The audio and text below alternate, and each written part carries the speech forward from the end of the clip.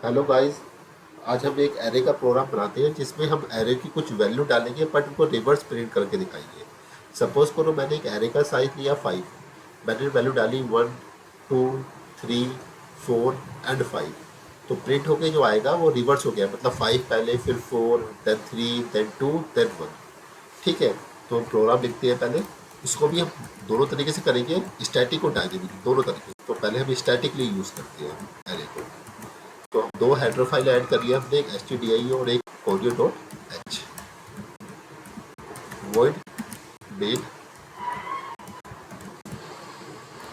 int एक आई ले लेते हैं और एरे का साइज ले लिया मैंने 5।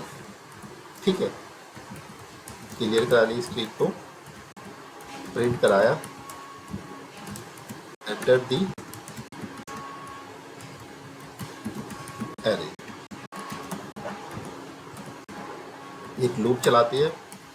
एरे का लूप ऑलवेज 0 से स्टार्ट होता है। ठीक है। हमने स्कैन कर लिया,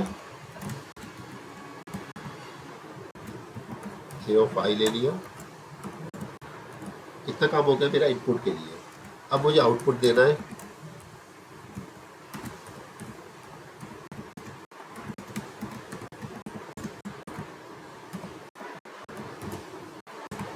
ठीक है। अब आउटपुट पे देखिए मुझे रिवर्स वैल्यू प्रिंट करानी है। तो आई इज इक्वल टू कितनी,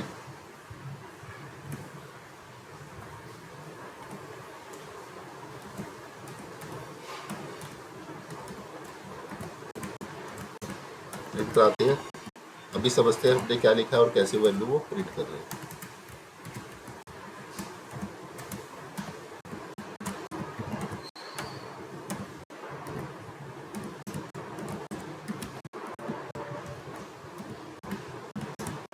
ठीक है। अब देखिए मैंने कहा एरे जो ऑलवेज स्टार्ट होता है वो स्टार्ट होता है 0 से। ठीक है। तो 0 पोजीशन पे जो ही वैल्यू डालोगे, 1 पोजीशन पे, फिर 2 पोजीशन पे, 3 पोजीशन पे और फिर 4 पोजीशन पे। लिखा है इक्वल टू यूज नहीं करा मैंने, लेस देन लिखा है 5। 5 से कम होना चाहिए। अब देखिए जो वैल्यू डाली है वो 0 से 4 तक डाली है। तो पहले फोर्थ वाली वैल्यू को प्रिंट करेगा वो, ए ऑफ 4। फिर वो एक कम करेगा 3 वाली वैल्यू को, फिर 2 वाली वैल्यू को, फिर 1 वाली वैल्यू को, फिर 0 वाली वैल्यू को। अगर मैं 5 लिख दूंगा तो ये 5 वाली वैल्यू पे तो कुछ मिलेगा ही नहीं उसको। तो लूप याद रखना, जब भी रिवर्स करोगे तो एक कम। ठीक है। वो 0 से स्टार्ट हुआ है, 4 तक ही चला है, ये भी 4 तक ही चल रहा है, मगर ये 4 से स्टार्ट करना है, 4 से लेके 0 वैल्यू तक। ठीक है। पहले वैल्यू प्रिंट करते हैं। ठीक है। मैंने कुछ वैल्यू डाली। मैंने डाला 9।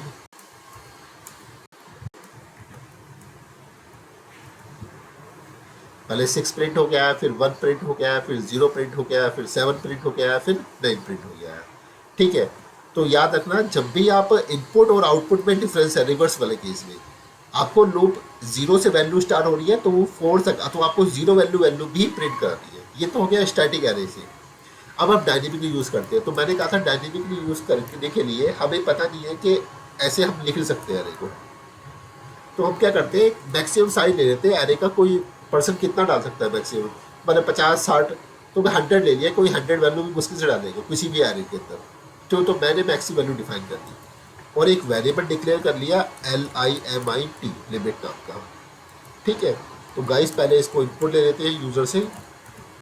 हेडर दी ARRAY एरे, एरे लिमिट।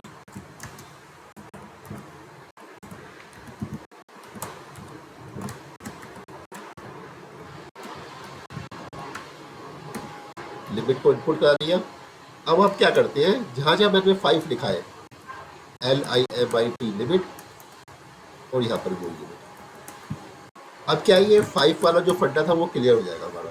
अब ये जो पहले जो प्रोग्राम था वो 5 टाइम 5 टाइम 5 टाइम, मगर यूज़र को तो 10 वैल्यू डाल ली है, 15 डाल ली है, 5 डाल ली है, 3 डाल ली है, 2 डाल ली है, जितनी वो डालना चाहे उतनी डाल ले सकता है। तो सबसे पहले पूछता है लिमिट। तो मैंने बोला मुझे तो 7 वैल्यू का रिवर्स चाहिए। ठीक है। उसने बोला डालिए 7 वैल्यू।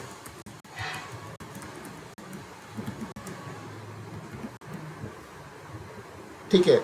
अब क्या हो गया देखिए, एक उसने गार्बेज वैल्यू प्रिंट कर दिया आपके लिए। क्या प्रिंट कर दी, गार्बेज वैल्यू। क्यों प्रिंट कर दी गार्बेज वैल्यू, मैं बताता हूँ।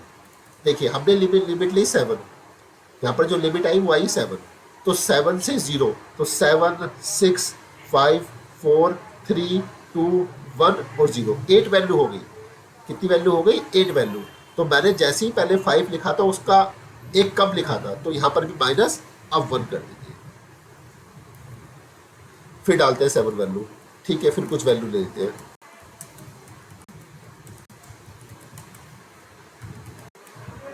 अब देखिए परफेक्टली चल गया। 40 पहले लिया आपने 1 22 33 90 98 67 और 45। देखिए रिवर्स में एग्जैक्ट वैल्यू प्रिंट हो रही है।